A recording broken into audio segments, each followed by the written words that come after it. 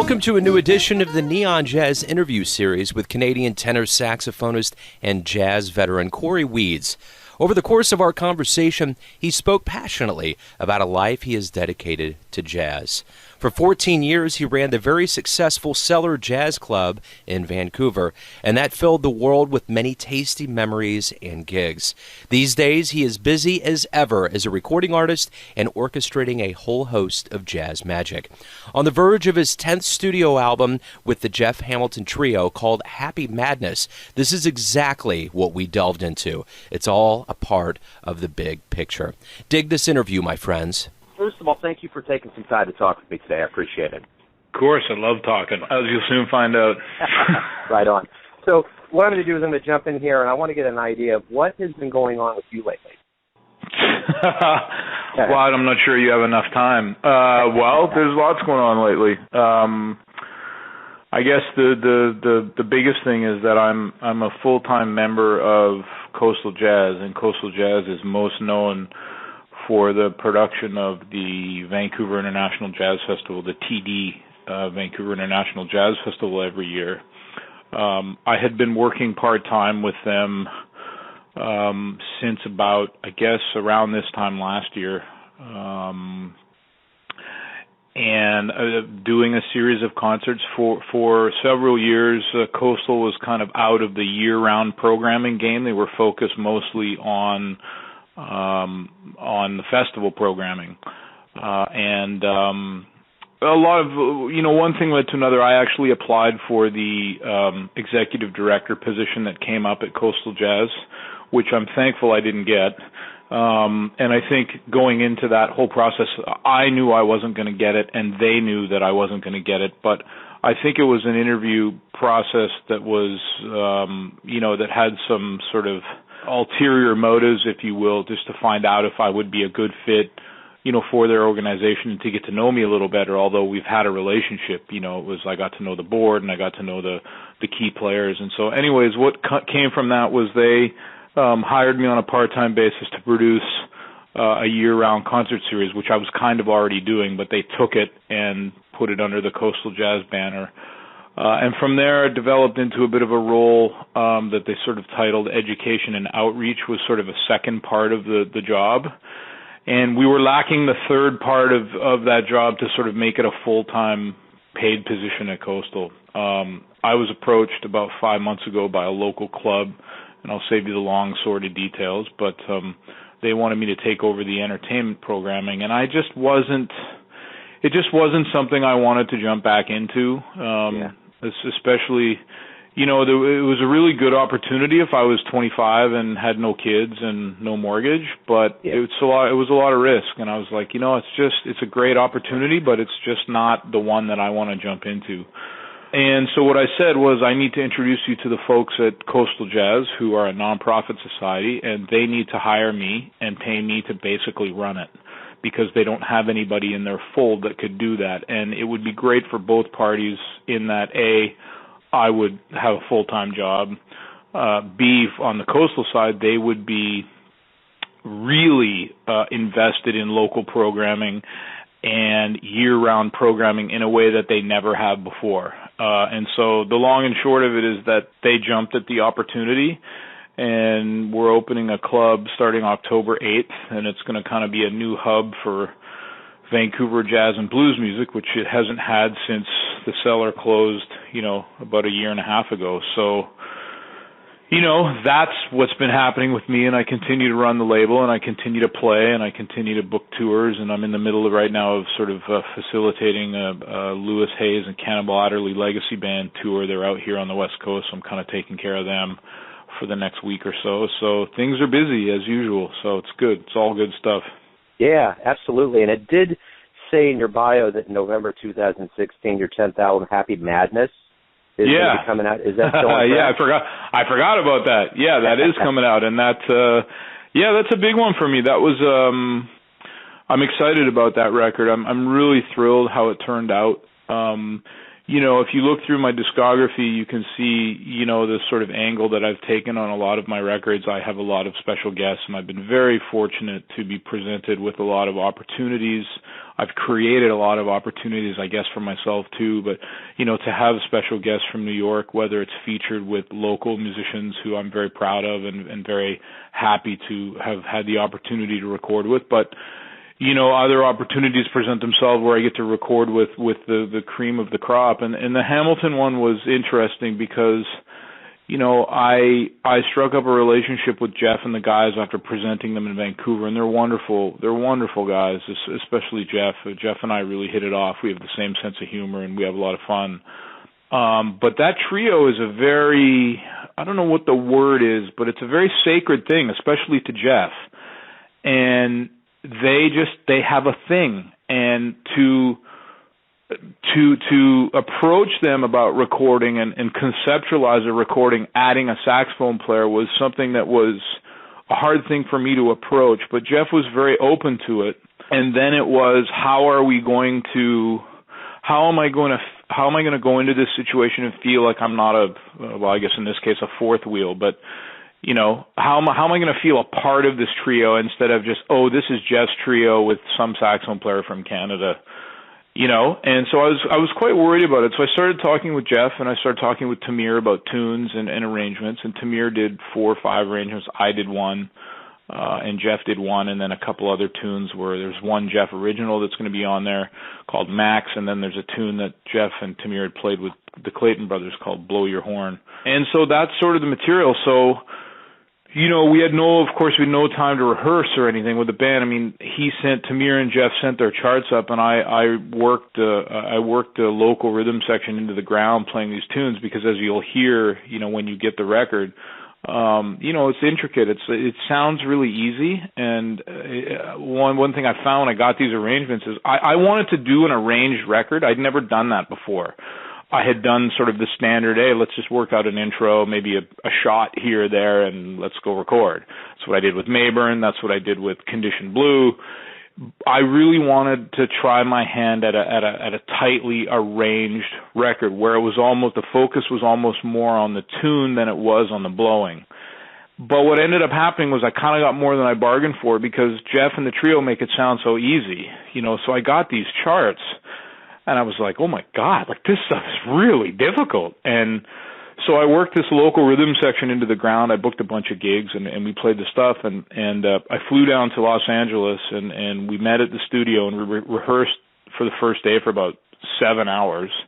And I thought I was going to pass out. I felt like I just played football for 4 hours. It was just exhausting, but it was great. And just watching those guys in the studio and listening to them and just – I was amazed at how nothing gets past them. I mean, every note, every nuance, there was nothing that they would let go. And I'm not used to that. And that's not to say anything disparaging about any of the other people I've played with. It's just a different vibe, And then we went into the studio over the next 2 days, and to those guys' credit, they made me feel like I had been playing in the band forever. And I really did feel like I was a part of the Jeff Hamilton trio, and they were awesome to work with, and I think the results kind of show exactly that. I mean, it's a fun record, the arrangements are great, and we had a really good time, and I genuinely thought that they genuinely had a good time too, and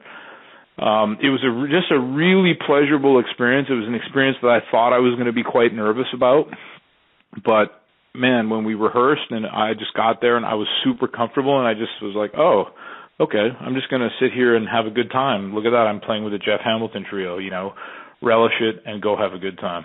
So, yeah, cool. Yeah, so it was really, really fun. The interesting thing I know that there's a lot of collaborations across the board in different genres of music, but there seems to be a special level of camaraderie that exists within jazz. Is that just a perception, or do you think that's a reality? The music itself is the type of music it is kind of breeds that attitude for sure, but it doesn't always work. I mean, I've been in, and I can't think of anything off the top of my head, but, I've played with people or been in groups or been added to groups where it hasn't worked. I mean, I think it's more about that music breeds that kind of that the music itself, the nature of the music breeds camaraderie. It breeds that kind of stuff. Having said that, it's also about other elements. It's about personality. I have played with some people that are really fantastic musicians, but aren't that nice of people, and that's not as good for me. It ruins the musical vibe as a listener and as a collaborator. I've met musicians that aren't as good as maybe some of the other people that I have an opportunity to play with, but the hang is so great, and it feels so good, and so it's about more than just how you play. It's about all of those elements. Like, playing music is fun, and I do it for a living, and that's how I feed my family for the most part. But it's music is still fun. I mean, it's a job, but it's still supposed to be fun. And I take particular interest in making sure that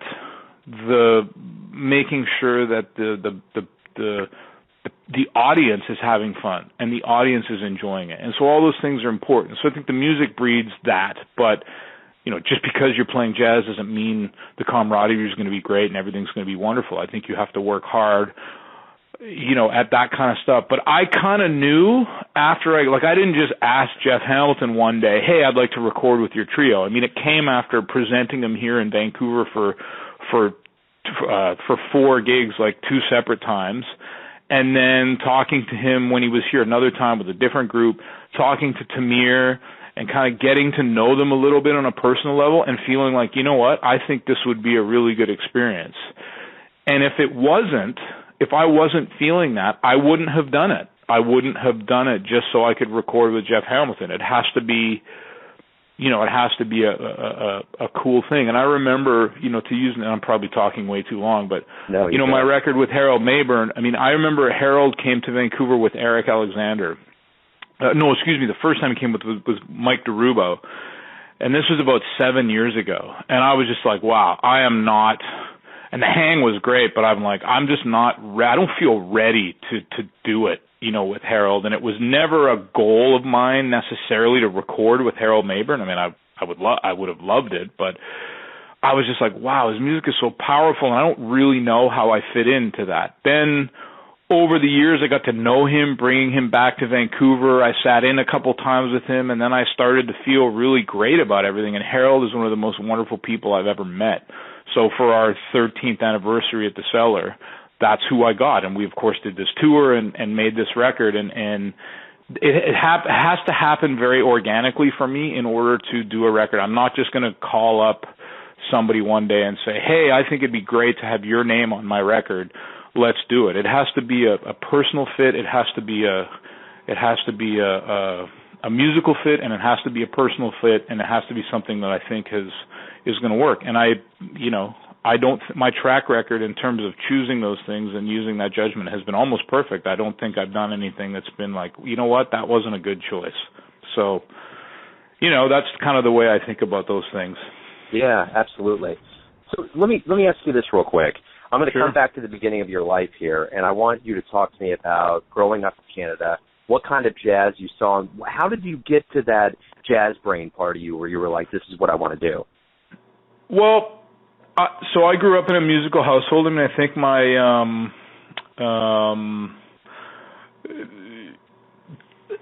grew up in a musical household. My dad was a guitar player, so there was always music and jazz around my house. He's not a professional guitar player. He was a good guitar player, but that wasn't his profession.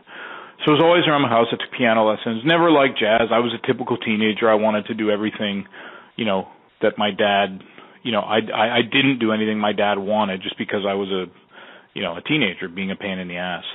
But I have a very cool dad. I have very cool parents, and especially my dad. We've always had this bond. And he just kept pushing me. And one day it finally clicked, and I can remember, I came at jazz from a different way. Like, I listened to David Sanborn, who was like kind of my first hero, and that's kind of how I came into it. But I remember there was a lot of guitar going around in my house, and because, naturally my dad being a guitar player, and I remember hearing Wes Montgomery play a tune called Sundown, and I think I was probably in grade 11, and that's kind of what did it for me. I was like, oh, I really like this. And from there, it just sort of, from there it sort of went. Now I went to a high school that was very sports specific. I think the year I graduated or was supposed to graduate from the school that I did, I think like 5 or 7 guys got drafted to major sports teams. I mean, none of them went on to do anything, but it was a very sports specific school. So, and oddly enough, my baseball coach was a band teacher at a Vancouver school. So I switched my graduating year in grade 12 and went to this Vancouver school. And that was really pivotal for me because they had 2 band teachers there. One was a super straight ahead saxophone guy. Another one was kind of a pop, kind of liking the Sanborn, Rippingtons, even Kenny G for that matter. But they weren't my dad. So I had this other thing that I was like, well, they're telling me it's cool, so it's okay. I can't have my dad telling me it's cool. So that was really pivotal for me. And then there was a moment in my graduating year where it was like, what am I going to do? Am I going to go to school or what? Am I going to go to music school?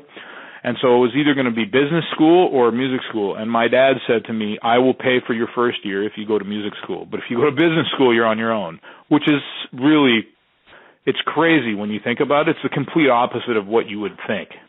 Yeah. So I went to music school, and I think what happened was my dad sort of thought that I was going to go to school and get a degree and then become a music teacher, because I don't know how it is where you are, but in Canada, I mean, the teachers have gone through a lot of trouble with the government, but it's a very well-paid job up here and it's very secure. But I wasn't a teacher, and so I quit. I went to college for 3 years. I went to North Texas for a year. I was going to get my master's and everything was going to be wonderful, but I just wanted to play, and I had an entrepreneurial spirit. So I came home from Texas. I joined a sort of a jam kind of pop band and started getting into people like Stevie Wonder and James Brown and Maceo Parker and all of that kind of stuff, and was touring kind of all over North America doing that. I got into doing jazz radio when I was at North Texas, so I was doing that, and I was meeting people, and just kind of all this stuff I was doing was just all kind of interrelated, and I started my own band, and it was kind of like a funky, instrumental kind of funky band, and everything just kind of kept, going, and eventually I was presented with an opportunity to buy a club, and my mom had to convince my dad that, giving me co-signing for $100,000 was a good idea. And I opened the club in 2000. And I honestly thought at that point that my musical career would sort of end. I was kind of thinking that I was going to just become a club owner, and that would be the end of it. And I'd sit in a few times and, hey, it's been fun. But the total opposite happened. About 4 years into the club, I mean, we almost went out of business 30, 35 times probably. We got some investors, we got on some stable ground, and what happened was the exact opposite. My career actually went the complete opposite direction, and my musical career kind of took off. And, without going into details, the club lasted 14 years. I got married, had 2 kids, and it was time for me to get out of the club business. But that's kind of the trajectory of my sort of childhood. Is just, and I don't know where or how or why. I just have a passion for this music that won't go away. Yeah. And I feel like it's my job and it's my calling to keep doing what I'm doing because, of course there are other people out there doing it. I don't mean to suggest that, but I'm kind of doing it on a lot of levels, and it's tiring sometimes. But the passion just hasn't died for the music. So it's my whole life, and sometimes I have to try to separate it. Like, I have a beautiful wife and I have 2 wonderful children, and I love them dearly, and we do lots of amazing things together. But like, my whole life I'm thinking about jazz music and records and what can I do next and what gig can I do and what recording can it's kind of overtakes my whole life. So I'm trying to work on finding balance between the things I need to find balance in, Yeah, I hear you. I totally hear you. But yeah, I know about that jazz bug. Once it hits you, it's pretty intense. Let me ask you this. 14 years you run a club, and I've been around the block enough to know that just being in the inside of a club, there's enough stories that could fill the annals of every encyclopedia on a shelf. Yeah. Tell me, what over all these years, was there some really good story, some magnanimous moment, something that just was, I don't know, meaning of life, something big that happened, a story in your club? Well, I mean, in 14 years, there's lots of stories. I have, sure, there's tons. I mean, I can pick, one thing that used to come up a lot, people would email me and say that, I brought my date there. We had our first date at the Cellar, and she didn't really know much about jazz, and I love jazz, and I took her to your club, and we fell in love with your club, and we had our first date, and we got married. That's happened like 3 or 4 times where people had their first dates and have ended up being being life partners because of their first date at the Cellar. That's kind of cool. That's not that sexy of a story, but that happened a lot. One thing I know, I'm not very good at saying good things about myself. My humor comes from my dad, and it's much more self-deprecating, and it's much easier for me to be humorous about that kind of stuff than pumping myself up. But one thing that has always made me feel really good is, since I closed the club, how many people have come up to me and said, and talked about the mark I left on the Vancouver jazz scene and the Canadian jazz scene and the international jazz scene. And, there's always stories that come up about how some guy, through something, through people like yourself who play my records and, say, oh, we've heard this Cory Weeds guy in Vancouver, and he's a great saxophone player, and he's got a club. And I never think like that. I just think we live in this kind of small little town, and, I mean, it's a big city, but, a city in Canada, and nobody really knows what's going on up here. And the mark that people say I've left is really it's really flattering to me. I can tell you one really funny story because it's at the top of my head right now, because there's a new film coming out on Frank Morgan. It's touring the film festivals. Frank Morgan was a great alto saxophonist, and he was sort of supposed to be the heir to Charlie Parker, but like many of those guys of that generation, they ran into drug problems, and so he was incarcerated and never quite lived up to that crazy expectation that people put on him. So anyways, Frank Morgan came to the Cellar for a 3-night run. I can't remember when it was. It was probably 2004. So I was pretty young. I was 30, and Frank was kind of a hero of mine, and I wasn't very established either as a club owner or as a saxophonist for that matter, so I was pretty green. And so I picked him up in Seattle, and the first thing he asked me was, can you get me some marijuana? I said, look, let's just get across the border into Canada, and then I can get you whatever you want, but we got to get to Canada first. Yeah.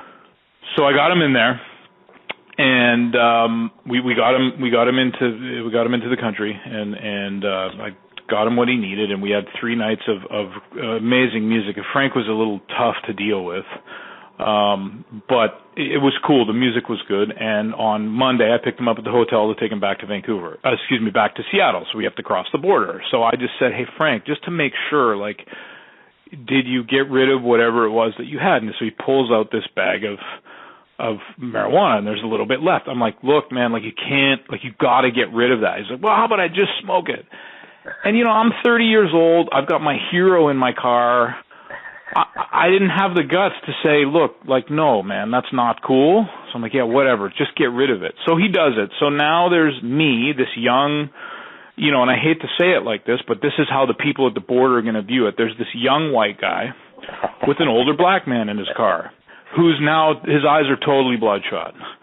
I'm like, oh, my God. So I said, Frank, can you get rid of the stuff? So he opens the car window and holds the bag out, and all of the remaining stuff blows back into the car.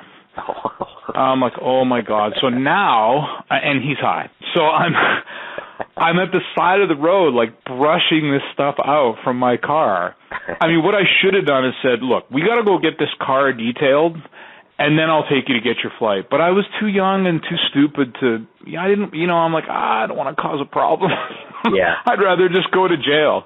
Yeah. So we go through the border, and sure enough, once again, 75-year-old black man with bloodshot eyes and this young white dude in a baseball cap driving down, to Seattle. It's like, oh my God, his eyes are bloodshot, and he looks over, and the border guard asks us some questions like, it's beautiful to be alive, isn't it? And I'm like, this is it. Like, I'm going to jail. Like, it's over. And the guy, he looked at us and said, see you later, go ahead. And that was the end of it. But, to think about, like, all these, there's a guy that's trying to write a book on the Cellar, like, all of these stories coming up about crazy border crossings and just dealing with these guys. And there's lots of funny anecdotes. But for the most part, everybody that came to the club kind of recognized that it was a little different, like it was a musician-run club. And so they were always put at ease, I think, pretty much immediately, which made things very easy because I kind of know how to deal with musicians, and I certainly have made my fair share of mistakes in that regard. But I am a musician, so I get it. So I can navigate my way around a lot of the issues that come up that other club owners would have trouble with. There were many musical life-changing moments. I mean, I've been with Lou Hayes up here. I've been saying that, the 4-night, my 40th birthday party was and this was about 2 months before the club closed, having Lou Hayes and the Cannonball Band play 4 nights and making a record at the club was something I'll never forget. Having George Coleman there was huge for me. Twice we had him, and just being able to call him my friend, and we still chat on the phone. All the times hanging out with Harold Mayburn at the club and just the stories, Lou Donaldson. And then, what gets lost a lot is that we're really lucky in Vancouver because the local music scene is so rich. And some of the best nights at the club were with a local band just up there playing their butts off, and the crowd, packed club, everybody's happy and smiling, and it's a quintet of local musicians just ripping it up. I mean, I took a lot of pride in that, and a lot gets made about all the international people that we brought, but man, it was real. Without the local scene, there's nothing there, so I'm sure there are better stories about life-changing moments, but the stuff I've told you are just kind of stuff that's at the top of my head, No, that's beautiful, and that's a great visual being in the car. I can totally see what you were saying. It painted a great visual. It's like my hero. Like, I don't want to, and that still happens today because, we're all human. We all make mistakes, but, you have to stand up and challenge somebody when you believe in something and say, actually, that's not right. Like, but now I'm a lot better at it because I'm not a 26-year-old anymore. Like, I'm a fully grown adult with a family who,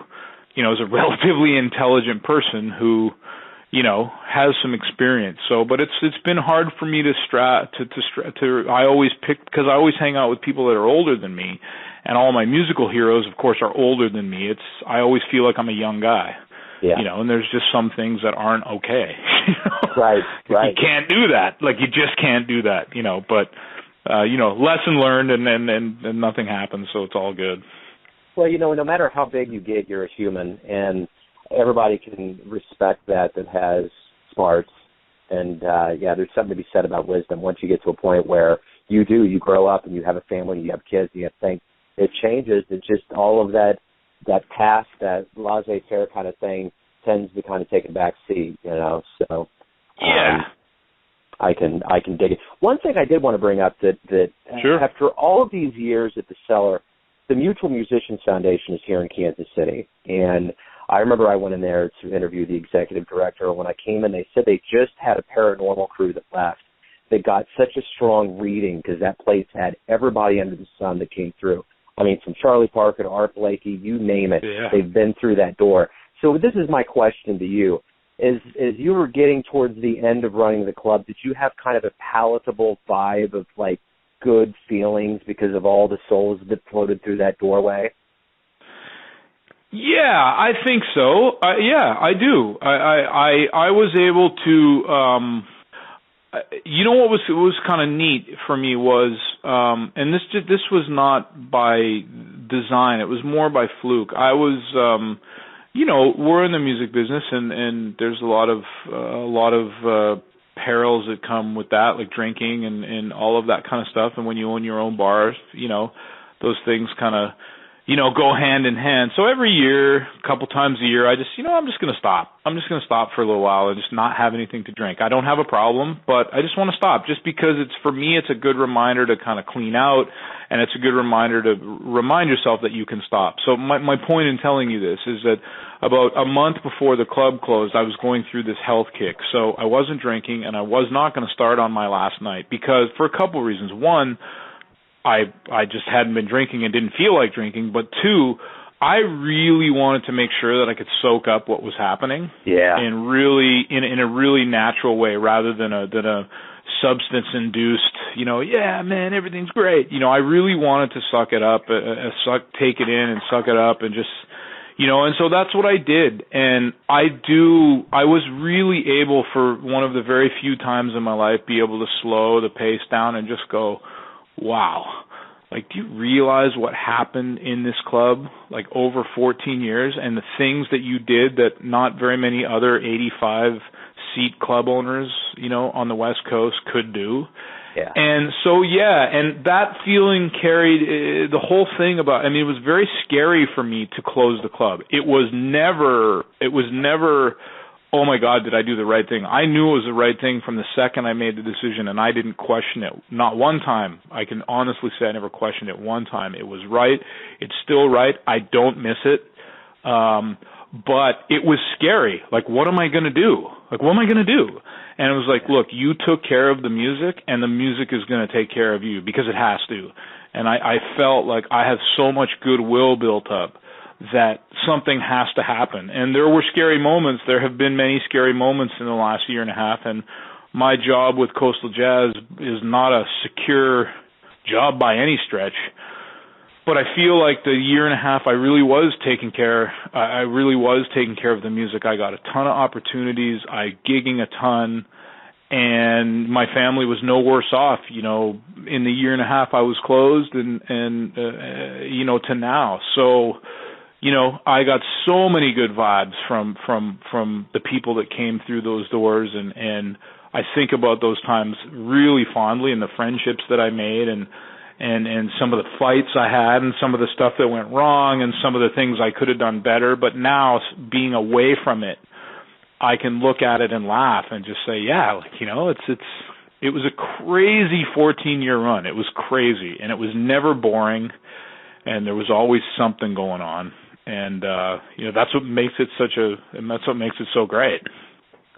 So, as a former club owner, seeing a lot of live jazz, if you could go back in time and see a act in a location, where would you go in history and see? Oh man, well, one of my favorite records is Art Blakey.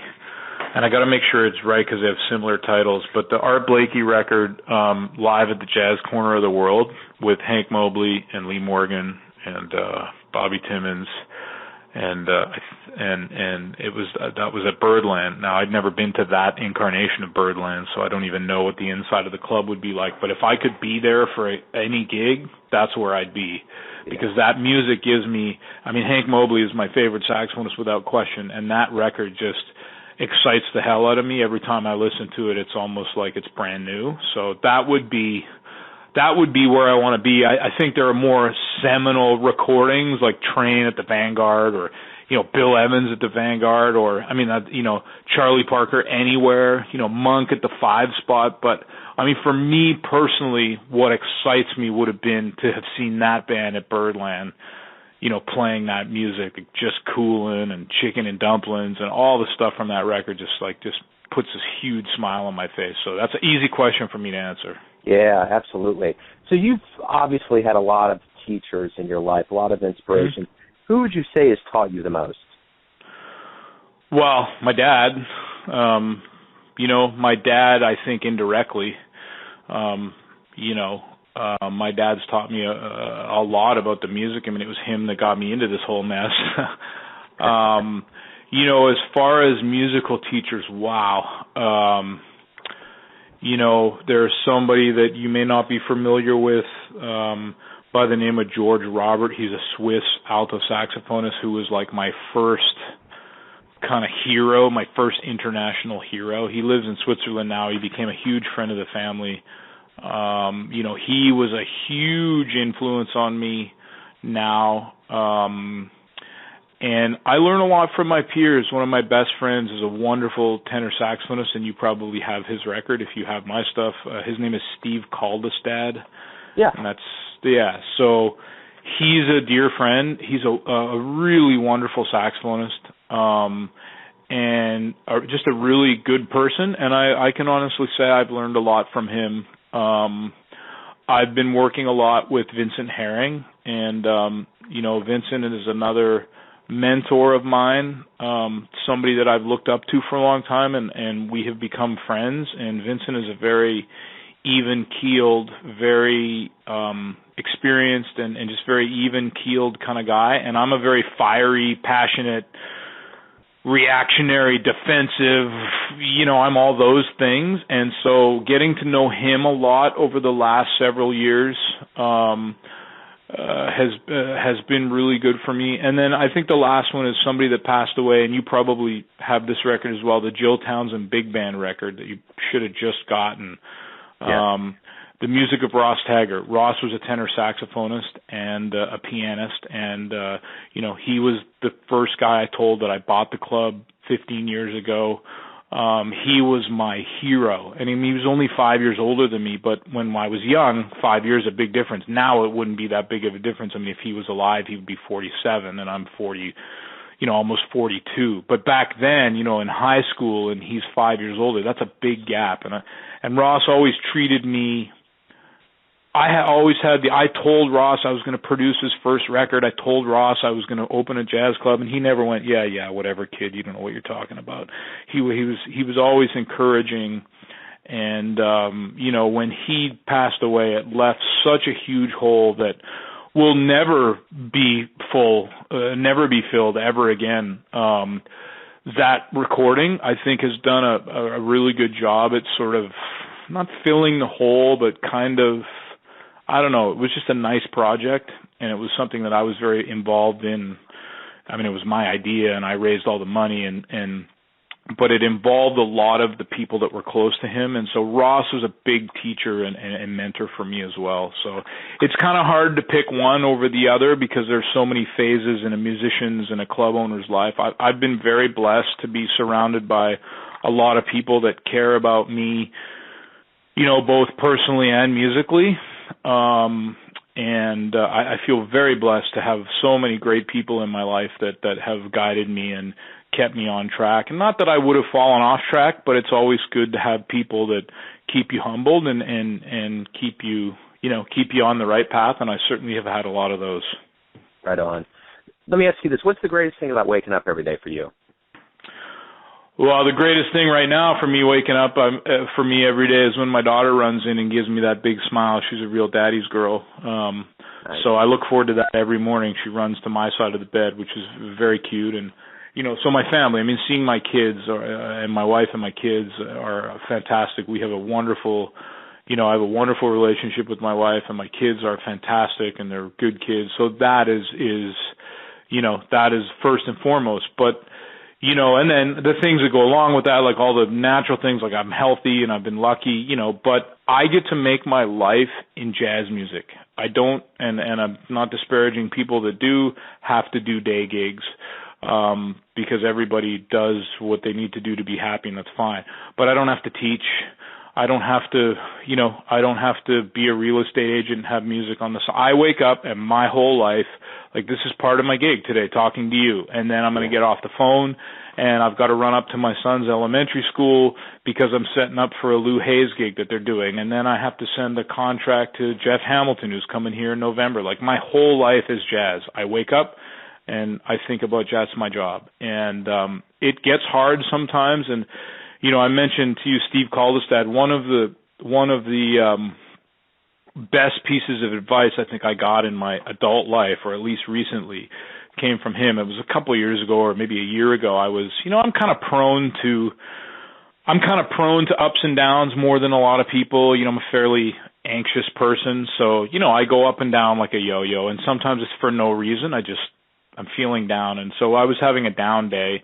And Steve said, "Oh, what are you doing today?" I'm like, "Oh man, I got to go to the airport and pick up I can't remember who it was, somebody like George Coleman or somebody like that, and then I got to take him to his hotel. We're going to go for lunch, and then I got to run home, and I got to listen to the tracks from this latest record and pick the takes. And, I'm going through everything I got to do. And Steve's like, wow, you need to remember that you have a very cool job. And I was like, it was one of those things that somebody said that was like punched me in the face and was like, oh yeah, like, wow, what a great way to spend a day and get paid for it. Yeah. So now when I go through all those times, I'm feeling like I'm kind of beaten down. And it doesn't mean that I can't be stressed out, or it doesn't mean that I can't be anxious or feel down. I mean, everybody has that. It doesn't matter what the job. I mean, I laugh. You hear about these guys in hockey and NHL that are. I mean, there's been a rash of suicides, because of mental illness, and they're making millions of dollars. We think, oh, if we just had that, we'd have it made. And like everybody deals with life stuff, whether you're rich or poor or famous or not famous. And so I just have to really remind myself sometimes that, yeah, man, like you've got a cool job. Like your gig today is really cool. Like it's going to be fun. Absolutely.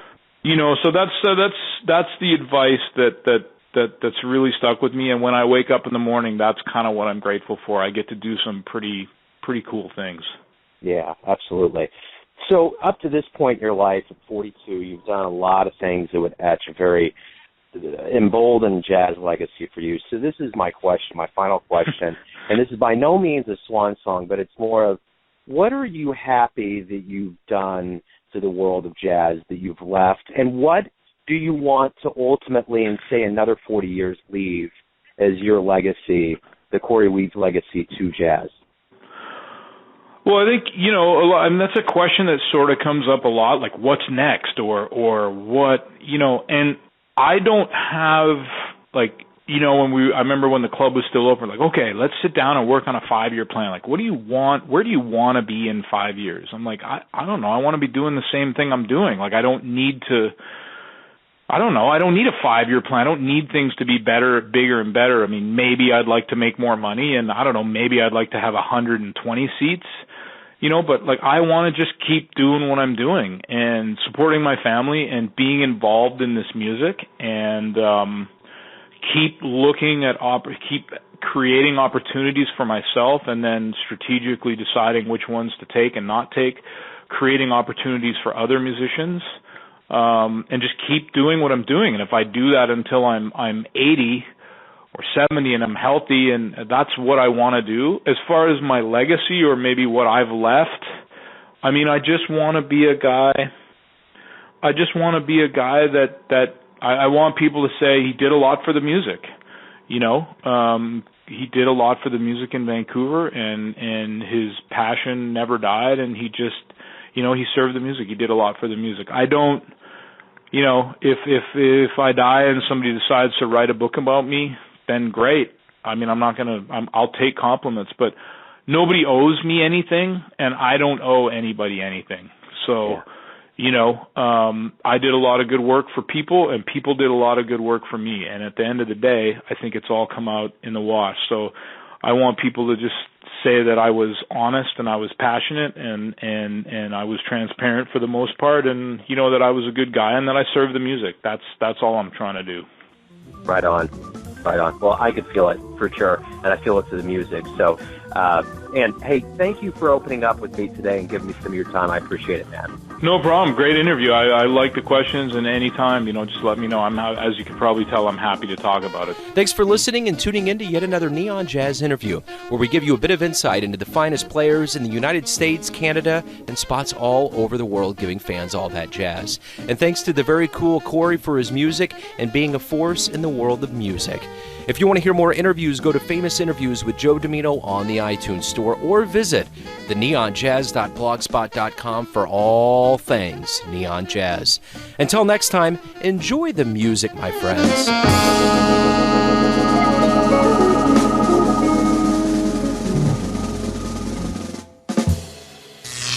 Neon Jazz.